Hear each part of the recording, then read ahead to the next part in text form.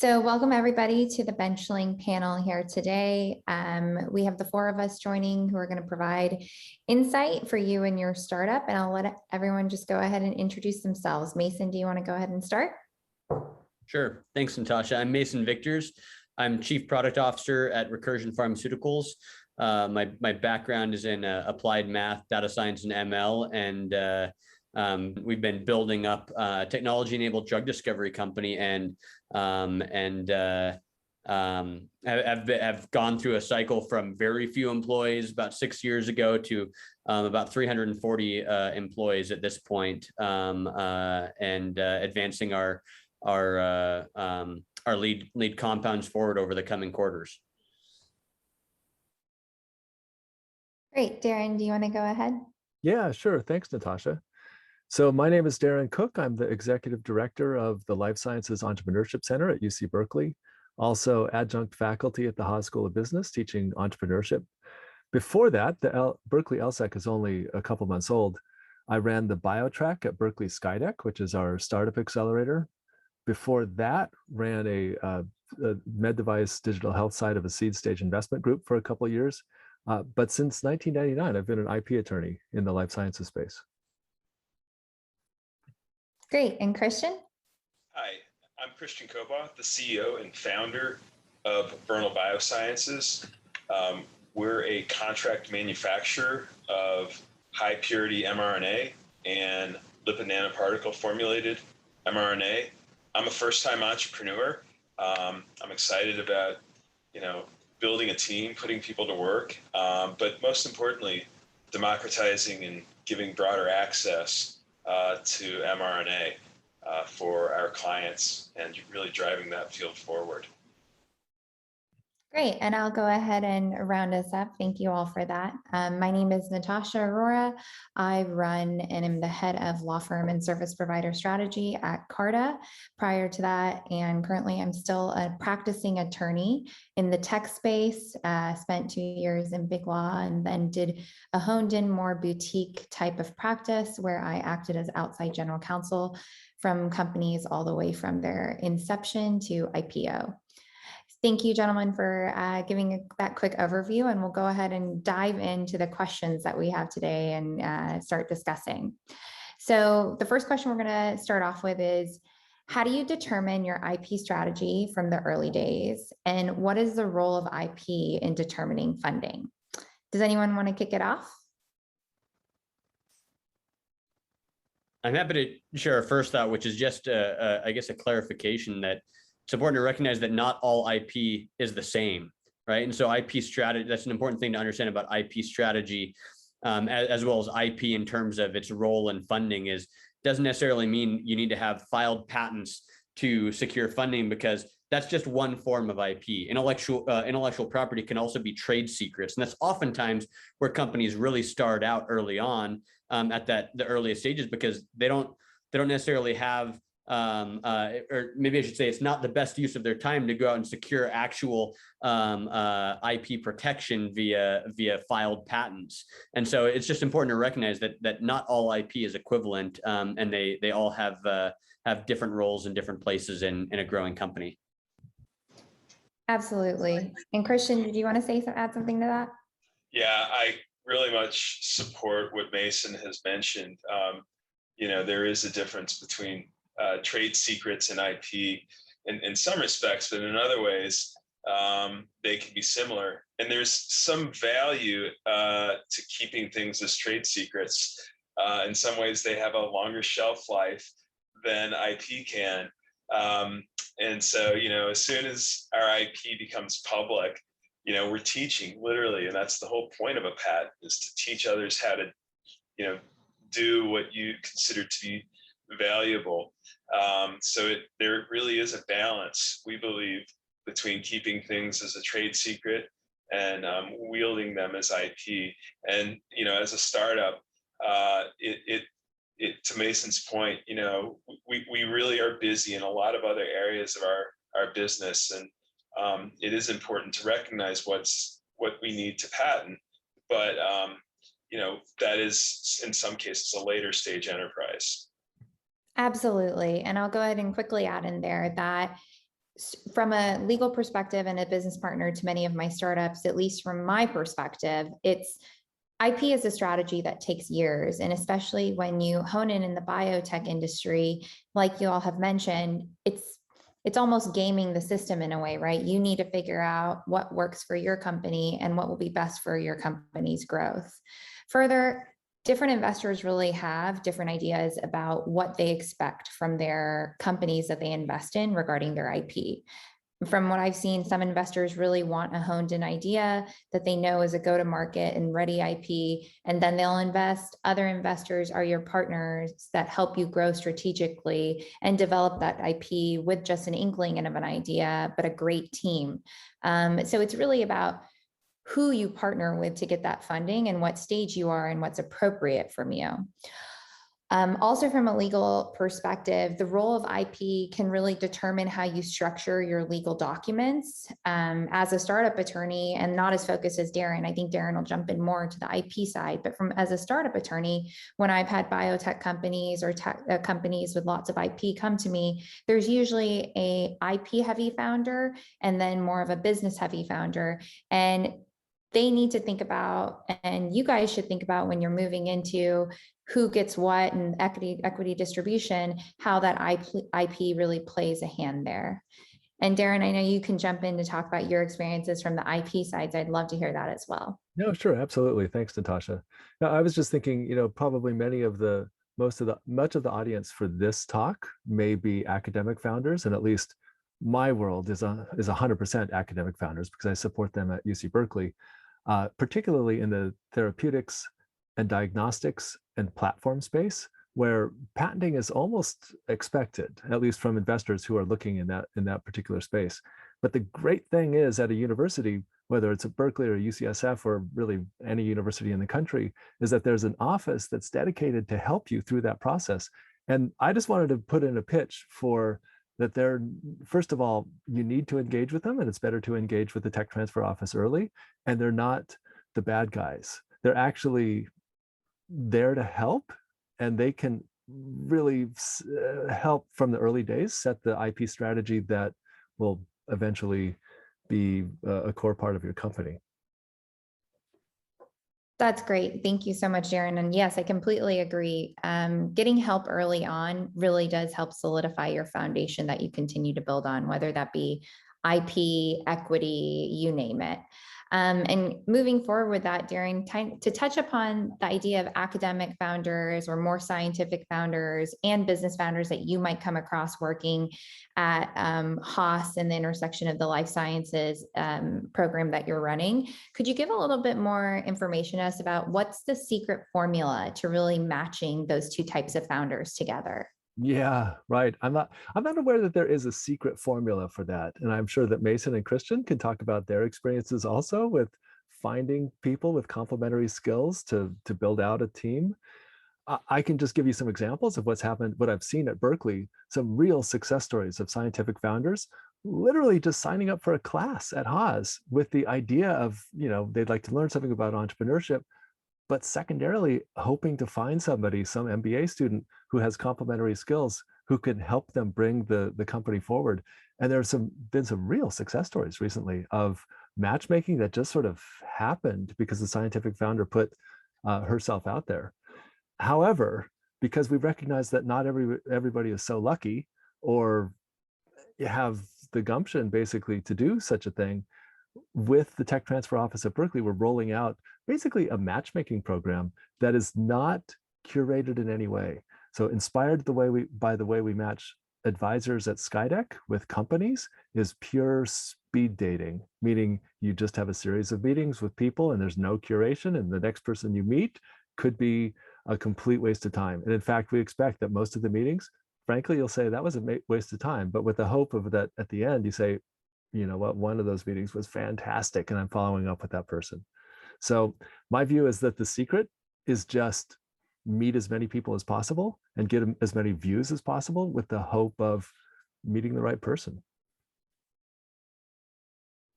I'll just add to that also that, I think finding other people that are, if you're talking about groups coming out of universities that are there together through, mix and match opportunities or classes is great. I think also just reaching out in your extended network and identifying people whose experiences align with the gaps that you have, right? And seeing, can you find somebody that has maybe doesn't just have an MBA, but has been there and done that has built a company, has gone through some growing pains, and understands a bit of the challenges of going from zero to something greater than zero.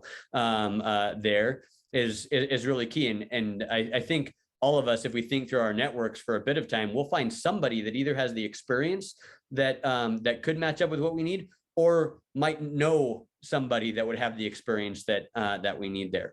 But beyond just finding that person that has the right background and complementary skills and capabilities, is making sure that you're finding a co-founding team that has the right cohesive culture and vision and belief for how to build a company and what kind of company you want to build. Because if you get that wrong at the outset, it's really difficult to recover from that. You need to have enough alignment on the vision for what it is that you're building. Otherwise, it's going to be a struggle from the beginning. Absolutely. And again, to bring in that startup legal perspective, I've been in many a case where it's a great idea, but the founding team did not get along or gel on values. And to build upon what Darin's saying, it's a little bit like dating. You need to make sure that whoever your founder is has the same base values as you, and you guys have a shared vision that you can work on collaboratively moving forward. Because when legal comes into the mix, it can get a little nasty if people don't agree on equity, distribution, strategy, goals, and then long-term, just your long-term goals for the company as a whole. So that was awesome. Thank you guys so much for that. And talking about building that right support system and structure for this company beyond founders, really honing in on the incubators, accelerators, and investments. How do you determine what the right incubators and accelerators are? And how have you guys gone about doing that?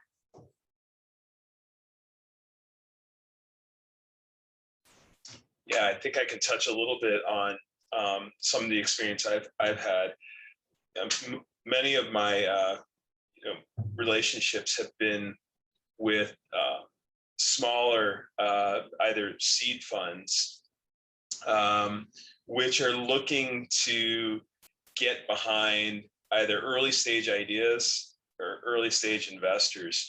And I think Darin may have mentioned, or perhaps it was Mason, looking for complementary roles. And this is really something that we should embrace as entrepreneurs. Many of us have some type of technical expertise, but we have to also recognize that we're becoming more generalists and general managers. And the most powerful thing we can do is to associate and align with incubators and smaller size funding apparatuses that will really complement the gaps that we have. There's just no way that we can field every position.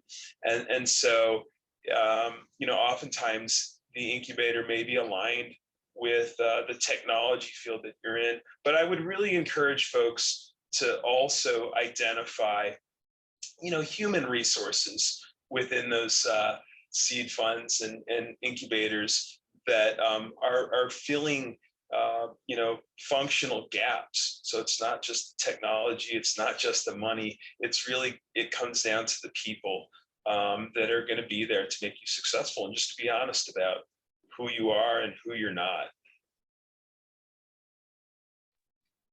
Yeah, I'll second what Christian just said. So, I ran the biotrack at Berkeley Skydeck, which is a startup accelerator for 7 cohorts, 3.5 years. And the real secret sauce of that program was, sure, there's $100,000 investment that helps to some extent. There's a demo day at the end, there's investor introductions, but the real secret sauce was that each of the teams at Skydeck over the course of 6 months gets paired up with a key advisor who is really, actually 3 key advisors who are folks with like Christian said, complementary skills who are dedicated at seeing this company move forward. And so I would suggest, if you're looking at different opportunities for incubators and accelerators, just to see, like Christian said, like who are the folks who are working there and who would be available to help you move the company forward. Absolutely. So it's almost similar to when you're looking for a founder or someone to complement you. It's really about going about who the person is and how they add to what you're doing and how they can contribute to your growth, right? And so similar to a founder, but an external party and someone who truly wants to see you succeed, but may have additional market knowledge that will help in that process. And so talking more about moving forward and building upwards your company, how should you go about building an advisory board or any type of board of directors for your organization outside maybe of the incubators and accelerators that you're working with? You know, I think there's sometimes a temptation to entice advisors with equity, which is, you know, it's a great way to compensate people for their time. Everybody's time is valuable, but it's also helpful to find people who aren't who don't either get the equity, but it doesn't, you know, they don't necessarily need that to generate, you know, their own wealth, or perhaps they're not getting a whole lot of equity or any at all, because, you know, these are the types of people that aren't going to get too twitchy when things go sideways, you know, that they're not looking at that immediate value creation. And so I would just say, you know, to have a healthy mix of you know, people with their either wealth growth or their equity, so that they can really shoot straight and, you know, align with you on the patience that's needed to work through issues that are always going to come up, whether those are operational, technical, or market driven. So just be very cautious about that mix of how these advisors are incentivized. Yeah, and I'll actually speak to that further from a legal perspective to make sure that when you do document their advisory agreement, I know most people like to leave the scope of performances broad, but in the cases where you're expecting specific performance and certain milestones, it's always good to say that their performances are going to include, but not be limited to, the things that you guys discuss. And that's why it's always good to bring in an attorney or someone to advise you on how those documents should be structured and what's currently market for the equity. Speaking for the companies that are currently on CARTA, I can tell you all that we generally see advisors have anywhere from 1% to 2% of the fully diluted of the company in the early days, which, while some think it couldn't be impactful when your company grows to a unicorn and beyond, it's actually quite impactful. And when they continue to provide services through those years, we generally see founders re-up them for the advisors that are truly impactful. So that's a little bit of a legal guidance and a little bit of a background on current market standards there as well. And so talking about moving forward on how to build out your company and strategy and general thesis for your whole business, how do you build a strategy to manage your R&D data from day one? And how should you determine what technology partners you should work with from the get-go? I'll take at least part of this on, as I've definitely spent a lot of time thinking about that latter question about identifying good technology partners to work with. I think it's important to recognize it's a balancing act. So many things with starting out as a balancing act, and maybe we'll have time to touch on that more later. But figuring out your technology partners, it's a balancing act between principles you have around technology and being really pragmatic about your immediate needs that you have. It's difficult to really, plan for long-term, doing things, building things the right way and the best way when you have immediate needs that have to be met. And so it can be really easy to get sucked down into just like, what do I need right now? but I think it's important to lift up and align on some key principles to approach how you select technology partners, and some principles that I've landed on that have guided me in my thinking here is realizing that fewer systems, fewer technology partners in many ways is better, because the really challenging thing is getting everything integrated together, right? If you have a bunch of different systems, getting them to talk to each other and data to flow appropriately together can be a massive part of the battle there. And so fewer systems can reduce the challenges and complexity there. And then really thinking about the trajectory and the pace of innovation of the technology partner. They might not be at the lead of the pack in terms of distance on the race, but if they have the right trajectory and the momentum, it can make sense to connect up with those technology partners, because you're not just building for something right now or next year. You're building a company that should last for many, many years. And so it's important to recognize what is the trajectory of the technology partners you're connecting with, and making sure that it's one that matches your trajectory and your ambitions as well. And then the last thought, I'll just share one more thought, and then looks like Kristen has some good input here too, is you've got to recognize how dependent you're going to become on that technology, and think about future-proofing yourself. What are the downside scenarios if you become truly dependent on that technology? How confident are you that you're going to be able to still leverage that 3, 4, 5 years from now? Yeah, and just to piggyback on what Mason had to say, I like to say that data in the R&D space, that's our currency. If we have nothing else, whether it's a product or assets, this is really our currency. And getting it right, I think that alone represents tremendous value creation.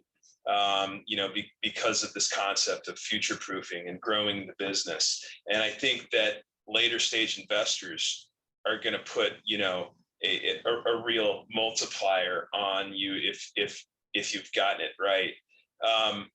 There's a couple of things I want to say about, how do you go about selecting? And one of the things that's coming to mind most immediately is the culture that you create and the emphasis that you put on this. The experiment's never done until it's entered into the notebook and entered in a way that's useful.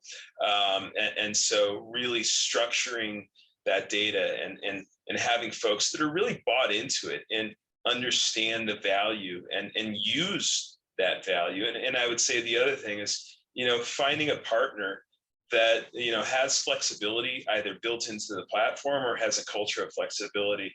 I love going back to 2015 when I first started working with Benchling, and it was a cool product to start with, but I remember asking them, hey, wouldn't it be cool if we could do this? And we were probably on an early version of WebEx, and like 2 months later, that feature was now in the product. And so anytime I use it, I just remember how flexible, Benchling was. And I would urge folks to look for that kind of flexibility, no matter what stage that company, that technology partner is at. I'll just add one more thing on the topic of data and thinking about your R&D data from day one. It's important to recognize that, as Christian said, that your data is actually extremely valuable. It's often treated too much as exhaust, right? It's just like what comes out of your work, but really it is like, it's not exhaust as like some byproduct that you really don't care, much about. It is like one of your primary products. And as such, looping back to the earlier discussion about IP, it's important to recognize that your data is IP. Like that is trade secret. The insights you can derive from your data is IP. And so you need to approach it also with that mindset of IP that needs to be protected and cared for and organized in an effective way. If you treat your data as exhaust, then you're not really embracing the 21st century world that we live in at this point. Absolutely. Absolutely. And thank you both for that insight. I know we're running up on time, so I just want to quickly wrap it up and ask you guys one more big question I think that every founder really has. And that is, what is one piece of practical advice that you would have for those that are listening today and thinking about starting their own companies in this space? Yeah, so I'll jump in.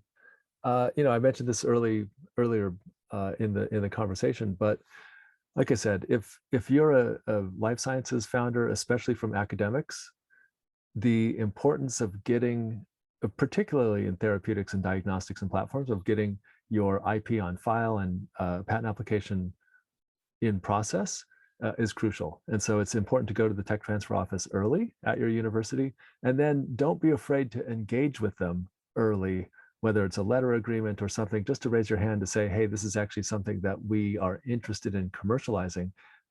If only because I've seen examples of companies where even if the patent is filed, the PI hasn't raised her hand to say this is something she's interested in commercializing.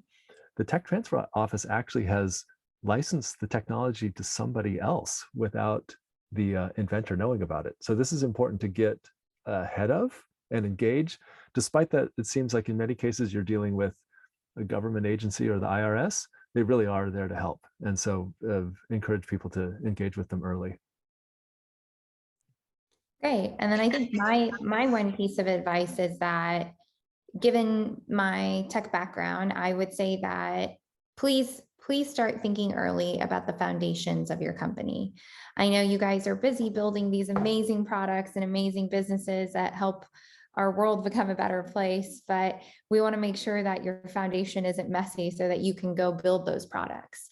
And so too many times I have founders come to me when they're ready to raise that big round, and then there's just a load of cleanup or issues with their documents, or they find out that a license agreement doesn't provide them the licensing that they particularly wanted. So as someone who's worked in the equity space for a really long time, and in general, the founder resource space and in tech, I highly recommend checking out whatever resources you have available to you. Carta has a free product called Launch that you can easily just get onto and launch your company on immediately, and at least have those equity documents done and out of your way so you can go proceed and start your company. On that note of it can be so easy to get focused in on the products you're building, et cetera, and not lay the foundations well.